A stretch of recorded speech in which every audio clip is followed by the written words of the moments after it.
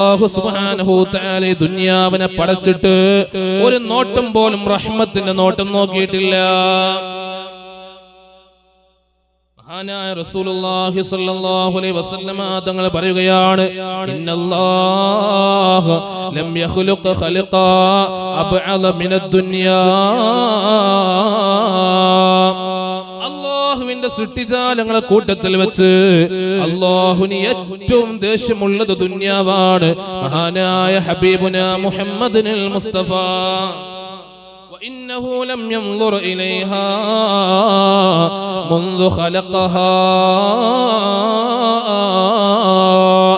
ഈ ദുനിയാവിനെ അല്ലാഹു തആല പടച്ചതിന്റെ ശേഷം ആ ദുനിയാവിലേക്ക് അല്ലാഹു തആല നോക്കിയിട്ടില്ല എന്ന് മഹാനായ ഹബീബുനാ മുഹമ്മദുൽ മുസ്തഫ സല്ലല്ലാഹു അലൈഹി വസല്ലം ഇതോടുകൂടി കൂട്ടി വായിക്കുകയാണിത് ഗൗസുൽ ആദം തങ്ങളുടെ വർത്തമാനമാണ്.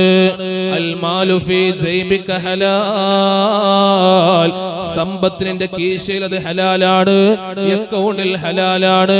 പണമായി, ബിൽഡിംഗ് ആയി, സമ്പത്തുകൾ തോട്ടങ്ങളായി, പറമ്പുകളായി, മലകളായി, മറ്റുള്ള സംരംഭങ്ങളായി, അതൊക്കെ ഹലാലാണ്. ഹലാലാ അത് ഹലാലല്ലെങ്കിൽ ഉസ്മാൻ തങ്ങൾ അതൊക്കെ ഒഴിവാക്കും.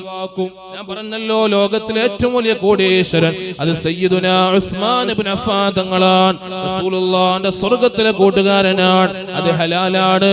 വഫീ ഖൽബിക ഫലാ, ഹൃദയത്തിൽ വേണ്ട എന്ന് മഹാനായ ഗൗസുൽ ആലം മുഹിയുദ്ദീൻ അബ്ദുൽ ഖാദിർ അൽ ജിലാനി റളിയല്ലാഹു അൻഹു ഒരു മനുഷ്യ